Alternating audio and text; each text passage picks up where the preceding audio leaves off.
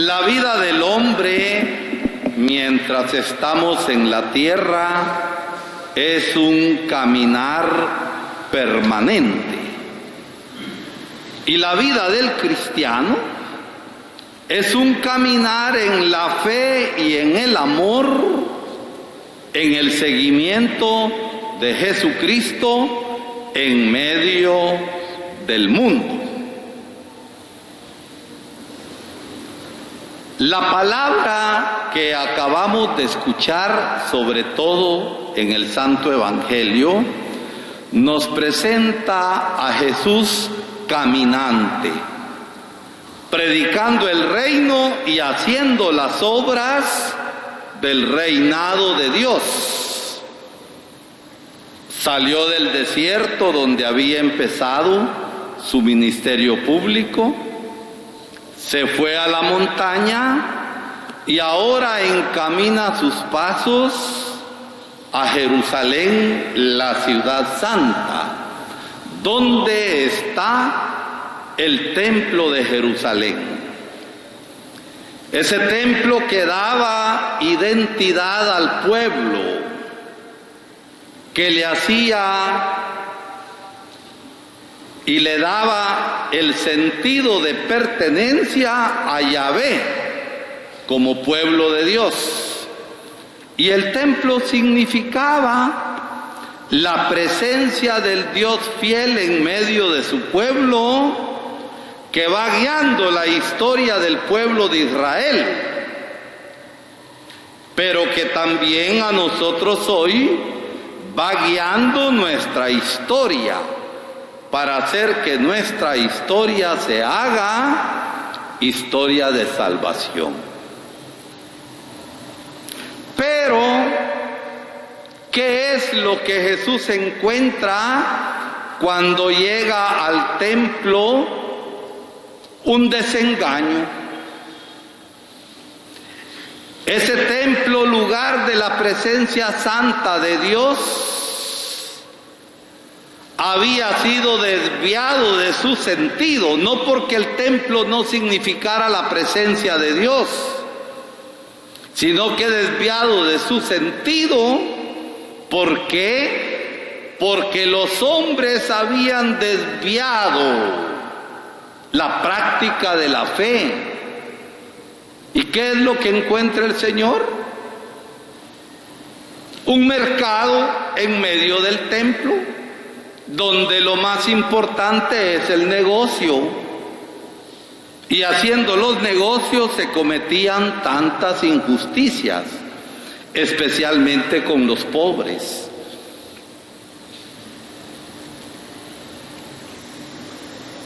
Personas que cambiaban el dinero, porque solamente se aceptaba la moneda oficial del templo y hacían ahí sus negocios. Y entonces Jesús se indigna. Hay indignación. Y la indignación es ese sentimiento intenso de enfado, de tristeza, de enojo por una situación que es injusta, por una situación que es mala, por una situación desviada. Les voy a poner un ejemplo. Cuando en el gobierno se destina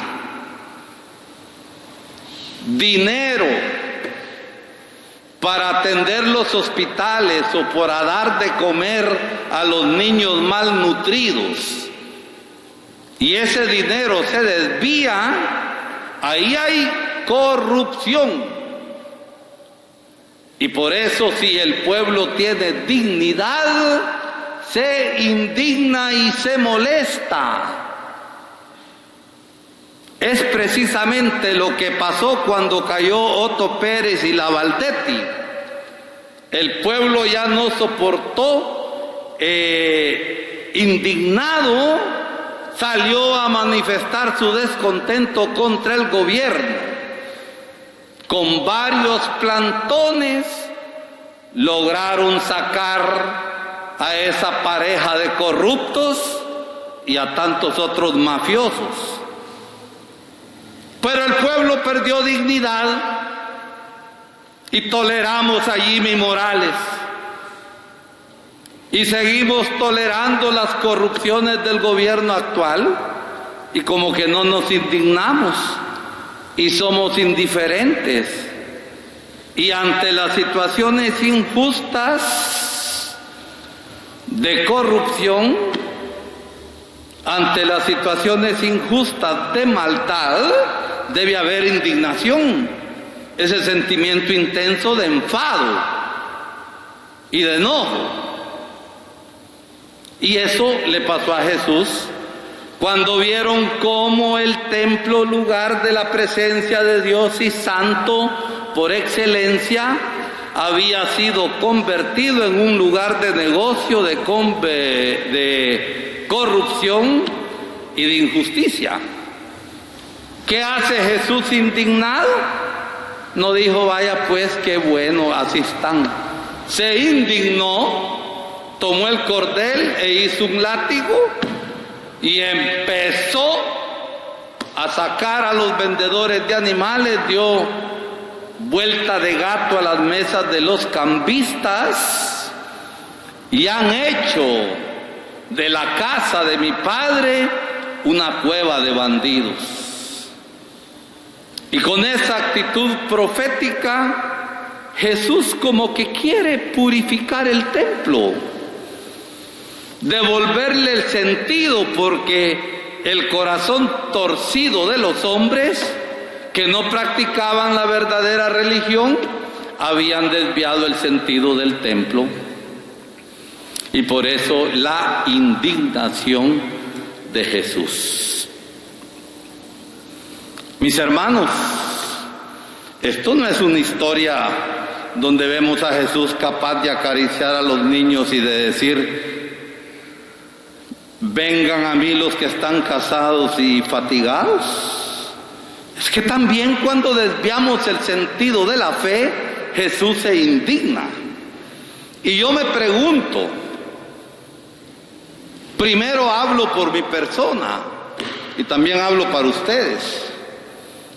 ¿A cuántos de nosotros no nos sacaría el Señor del templo a puro riatazo? ¿Por qué? Porque decimos que alabamos a Dios, pero sin embargo nuestros actos no corresponden a la verdadera alabanza a Dios y a la verdadera fe. Y no hacemos como Jesús más adelante lo dirá, que hay que adorar a Dios en espíritu y en verdad. Podríamos estar aquí diciendo que estamos alabando a Dios, pero estamos haciendo pantomima. Yo hablo por mi persona y cada uno agarre para su matate, que para todos hay, no tengan pena. ¿Cuántas veces decimos que amamos a Dios y cometemos injusticias? ¿Cuántas veces nuestros labios dicen que alaban a Dios, pero maldicen al hermano y calumnian al hermano y dicen cosas que no son del prójimo? Y vivimos una falsa religión. Y yo creo que Jesús se indigna ante esta pantomima que hacemos a veces algunos de la práctica religiosa. Porque miren, también para taparle el ojo al macho podemos venir a la iglesia y decir que somos hombres religiosos y mujeres religiosas, pero tantas veces los actos de nuestra vida no corresponden a la fe. Y por eso Jesús, citando al profeta Isaías, dirá: este pueblo me alaba con sus labios, pero su corazón está muy lejos de mí. Como aquel vendedor de granos que dice ser muy cristiano porque tal vez da diezmo en su iglesia, pero vende quintales de maíz que no son quintales porque llevan pedazo de olote partido. ¿Saben qué es ese? Un verdadero ladrón, pero no cristiano. Y así podríamos verdaderamente examinar nuestra vida. El Señor nos invita, mis hermanos, en esta Cuaresma a ser más auténticos, a ser más sinceros, a entrar en un camino de conversión y de cambio de vida. Que nos cuesta, nos cuesta. ¿Quién ha dicho que la conversión es fácil? La conversión lleva a cambiar también de mente, de modo de pensar equivocado que tantas veces tenemos. Pero mientras no cambiemos en nuestra mente, en el modo de ver la vida, nuestros actos seguirán siendo corruptos, injustos y malvados. Y no podemos llamarnos personas religiosas porque si seguimos así, pretendemos encender una candela a Dios y otra candela más grande para el diablo. Y la candela que decimos encender para Dios es candela también para el diablo. Miren, esta semana que acaba de pasar, yo tuve un desagrado. Aquí a veces al templo vienen brujos, vienen espiritistas que consiguen sus clientes ahí en el parque o en la plaza y vienen a hacer sus cochinadas acá. Y uno de estos brujos que dice ser de Petén, según testimonio, le sacó 1000 quetzales a una pobre mujercita de aldea. Y hasta allá atrás estaban sentados como que si catequesis estuviera dando ese. Me avisaron, yo vine y salió corriendo. Miren, mis hermanos y hermanas, no se dejen engañar. Cosas no son de Dios. ¿Y cuántas veces hay gente aquí en Jocotán y también en otras partes? Creo en Dios, pero no hay que dejar de creer en las otras cosas. Van a que le tiren las cartas, van a que le lean la mano. Y ese hombre decía, mire, ahorita en el humo va a salir la cara de aquel que le hizo entierro. Y creen en estas babosadas y en estas cochinadas. Y el templo del Señor no es para eso. El templo del Señor es para encontrarnos con Él. Pero el encuentro con el Señor pasa necesariamente en el encuentro con el prójimo, en relaciones de justicia, en relaciones de hermandad, en relaciones que nos hagan más humanos y en relaciones auténticamente justas. Y es ahí donde realmente en el templo nos encontramos con el Señor. Miren, mis hermanitos, no crean que el diablo está metido en la cantina y en los lugares donde hay prostitución. Ahí el diablo vive de las rentas, de los intereses que ya tiene ganados. El diablo a veces se nos mete en la iglesia, cuando en los distintos grupos y en nuestros modos de pensar no estamos actuando como cristianos. Y pretendemos nosotros decir que somos cristianos. El evangelio de la purificación del templo de parte del Señor Jesús hoy indignado también puede ser para nosotros. Y agarrémoslo para nosotros.